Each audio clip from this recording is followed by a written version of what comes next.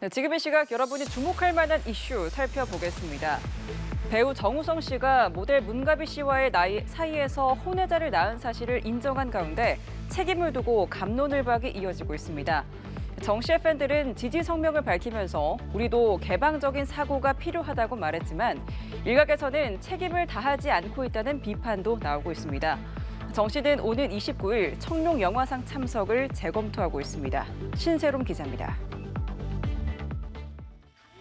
혼외자를 인정한 뒤 사생활 논란까지 불거진 배우 정우성.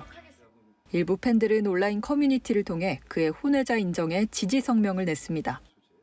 아버지로서 아이에 대해 최선을 다할 것이란 입장을 적극 지지한다며 호날두의 사례도 있는 만큼 우리도 개방적인 사고가 필요하다고 말한 겁니다. 그러면서 스스로 명성을 지키기 위해서라도 청룡 영화상 시상식에서 수상이 해명해 줄 것을 요구하기도 했습니다. 일각에서는 난민 구호에 힘썼던 그가 정작 친자에 대한 책임을 다하고 있지 않다는 비판도 나옵니다. 사회적 인식이 변하고 있다곤 하지만 아직은 미혼모에게 녹록치 않은 한국 사회 현실에 더해 문가비 역시 결혼을 원하지 않은 것인지 등 사정이 뚜렷이 밝혀지지 않았기 때문입니다. 또 정우성이 지난 9년간 유엔 난민기구 아시아 태평양 지역 명예사절 및 친선 대사로 활동했던 점도 괴리감을 키웠습니다. 한편 그가 지난 7월 친선대사에서 사임하고 2022년 이후 광고 계약을 한 건도 하지 않은 사실이 알려지면서 혼외자 논란에 대비한 것 아니냐는 의혹도 불거졌습니다. 정우성은 오는 29일 예정된 청룡영화상 나무주연상 후보 중 한 명으로 참석이 예정돼 있었지만 시상식과 동료 영화인들의 피해를 줄 수 있다는 점을 고려해 참석을 재검토 중입니다. 연합뉴스TV 신세롬입니다. SNS로 이성에게 접근해 호감을 산 뒤 투자 사기를 친 조직이 경찰에 붙잡혔습니다. 가상 자산이나 금 선물 거래 등에 투자하면 돈을 벌 수 있다는 제안에 피해자가 80명이 넘어갔습니다. 적게는 100만 원, 많게는 무려 20억 원에 달하는 피해자가 발생했는데요. 총 피해 금액은 122억 원에 달하는 것으로 나타났습니다. 보도에 고휘운 기자입니다. SNS 채팅창에 남녀가 대화를 나눈 내용입니다. 여성 쪽에서 누나를 못 믿어서 돈을 주지 않을까 봐 투자를 망설이느냐는 말을 남깁니다. 상대의 반응이 시원치 않자 은혜를 갚으려고 도와주는 것이라며 계속해서 돈을 달라는 취지의 글을 보냅니다. 또 다른 대화방에는 오빠라고 부르는 사람에게 1,000만 원을 충전해주면 자신은 2,000만 원을 준비하겠다는 글도 적습니다. 대화를 건네는 여성은 한국계 외국 여성이라고 주장하지만 실은 남성 사기 조직원입니다. 캄보디아에 근거지를 둔 30대 중국인 총책 A씨와 조직원 6명은 텔레그램이나 페이스북 등 SNS를 통해 주로 남성에게 접근했습니다. 미모의 외국 여성 프로필 사진을 게재하고 대화를 걸며 짧게는 몇 주, 길게는 수개월 동안 이성적 호감을 표시한 뒤 신뢰관계가 쌓이면 본색을 드러냈습니다. 가상자산이나 금 선물 거래, 쇼핑몰 사업 등에 투자하면 돈을 벌 수 있다는 제안을 했고 84명에 달하는 피해자들이 꿰매 넘어갔습니다. 적게는 100만 원, 많게는 무려 20억 원에 달하는 돈을 투자한 피해자도 있었습니다. 피해자들 중에 여성인 걸 확인하기 위해서 통화를 요청하는 경우도 있었는데 그러한 경우에는 조직 내에 있는 여성 조직원들에게 보이스톡 등을 시켜 피해자들을 안심시킨 경우도 있었습니다. 지난 1월부터 8월까지 이러한 방식으로 122억 원을 가로챘습니다. 가로챈 돈은 라오스에 있는 자금 세탁 조직을 통해 배분됐습니다. 경찰은 캄보디아 로맨스 스캠 조직과 라오스 자금 세탁 조직 등 20명을 검거했습니다. 경찰은 일당 12명을 고소하는 한편 해외에 체류 중인 조직원 6명에 대해선 인터폴 적색 수배를 통해 추적하고 있습니다. 연합뉴스TV 고희입니다. 경기도 화성에 위치한 모텔에서 어젯밤 불이 났습니다. 한때 대응 2단계까지 발령됐던 화재는 신고 40분 만에 모두 진화됐는데요. 경찰과 소방당국이 화재 감식을 벌였습니다. 늦은 밤 숙박시설에서 불이 나면서 자칫 대형 참사로 번질 수도 있었지만 소방당국의 발빠른 대처가 참사를 막았습니다. 서승택 기자가 보도합니다. 경기도 화성시 봉담읍에 위치한 모텔에서 불이 난 건 오후 10시 10분쯤. 지상 4층, 지하 1층 규모로 30개의 객실을 보유한 해당 모텔에는 22명이 투숙하고 있었습니다. 문 열었까지 다 연기야.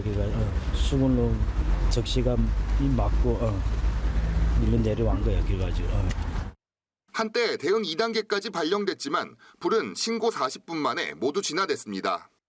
늦은 밤 발생한 화재로 자칫 큰 사고로 이어질 수 있는 아찔한 순간이었지만 사망자는 발생하지 않았습니다. 한 명이 심정지 상태로 병원으로 옮겨졌지만 호흡을 회복했습니다. 소방당국의 신속한 대처가 참사로 이어지는 것을 막았다는 평가입니다.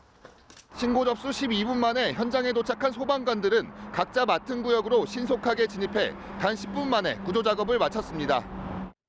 여러 대원이 집중적으로 구조 대상자를 검색하게 되거나 또 빈틈이 생길까봐 출동과 동시에 그 도착하는 순서부터 1층부터 각 섹터를 검색할 대원들을 지정을 했어요.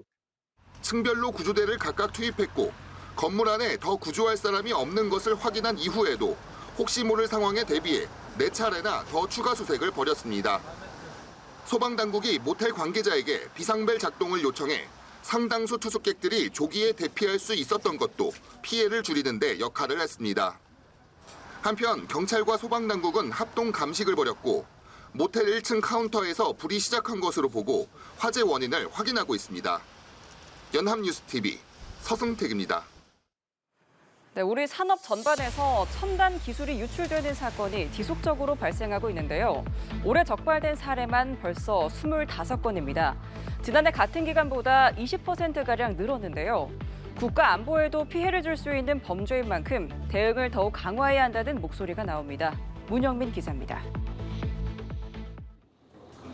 지난 9월 삼성전자 전직 임원과 전 수석 연구원이 구속 상태로 재판에 넘겨졌습니다.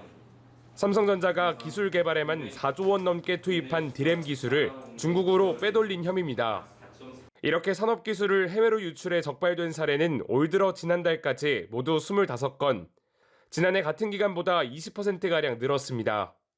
이로 인한 기업들의 추정 피해액은 연평균 56조 2천억 원에 달하는 가운데 더 큰 문제는 따로 있습니다. 반도체, 디스플레이, 2차 전지 등 국가 핵심 기술의 유출입니다. 민간 기업을 넘어 국가 안보 차원에서도 중요성이 매우 큽니다. 기술력이 국가의 위상과 국력을 결정짓는 중대한 요소인 것은 물론입니다. 핵심 기술 유출 사례는 올해에만 10건이 확인됐는데 1년 전과 비교해 5배나 급증한 상황. 국가적 위기로도 번질 수 있는 만큼 정부가 대응을 강화해야 한다는 목소리가 나옵니다. 현행 양형 기준을 더욱 무겁게 개정할 필요가 있습니다. 피해 규모를 세분화하는 등의 실질적인 개선 방안을 충분히 검토해 볼 수 있습니다. 이에 정부는 기술 유출 합동수사단을 신설해 관련 범죄를 패스트트랙으로 수사하고 처벌 대상을 넓히는 방안 등을 검토하고 있습니다. 기술 유출범에 대해서는 일벌 100개 하도록 하겠습니다. 기술 유출을 소개, 유인, 알선하는 브로커도 처벌 대상에 포함할 계획입니다. 첨단 기술 개발에 막대한 자원과 시간이 투입되는 만큼 더욱 강력한 제도적 장치와 관리가 필요해 보입니다. 연합뉴스TV 문형민입니다. 네, 문체부로부터 협회장 해임 등의 중징계를 요구받은 배드민턴 협회가 돌연 오늘 30일 파리올림픽 선수단 포상식을 열겠다고 밝혔습니다. 이 자리에 협회장도 참석할 예정인데요. 문체부 조사의 계기가 된 파리올림픽 작심 발언의 주인공 안세영 선수의 참여 여부에도 관심이 쏠립니다. 박수주 기자입니다. 중국 마스터스 대회 우승 직후 안세영은 주최 측 인터뷰를 통해 파리올림픽 이후 사태에 대한 심경을 처음 밝혔습니다. 안세영은 선수로서 목표를 찾았고 책임을 다하기 위해 또 무엇을 해야 할지 고민하고 있다고 말했습니다. 하지만 귀국길에는 말을 아꼈습니다. 조심하세요. 안세영의 작심 발언을 계기로 배드민턴 협회를 조사한 문체부가 지난달 31일 김태규 회장의 해임 등 시정을 요구했지만 별다른 진척은 없는 상황. 엘리트와 생활체육 지도자, 임원 등 686명이 협회장 직무정지까지 요청하고 나섰지만 협회는 개의치 않는 모습입니다. 이런 가운데 안세영이 오는 30일 파리올림픽 선수단 포상식에 참석할지 관심이 쏠립니다. 협회는 지난 주말 김태규 협회장의 명의로 개선의 노력을 다하고 있다는 입장과 함께 돌연 포상식 개최 소식을 알렸습니다. 금메달리스트인 안세영에게 1억 원, 은메달을 딴 김원호, 정나은에게 5천만 원씩 등 3억 원을 지급할 계획이라고 밝혔습니다. 다만 안세영은 다음 달 11일부터 중국 항저우에서 열리는 월드투어 파이널 대회를 앞두고 있어 참석 여부는 미지수입니다. 안세영은 앞서 협회가 자신에게만 예외적이고 한시적인 신발 자율권을 허용한다고 했을 때 수용하지 않고 각을 세운 바 있습니다. 포상식이 열릴 30일은 공교롭게도 문체부 조사에 대한 협회의 이의 신청 기한 마지막 날. 문체부는 협회가 낸 입장문에도 불구하고 협회가 취한 실질적 조치는 없다고 판단하고 있습니다. 문체부 관계자는 오는 30일까지 별다른 조치가 없을 경우 부정수급 보조금 반환 등 강제 조치에 들어갈 것이라고 밝혔습니다. 연합뉴스 TV 박수주입니다.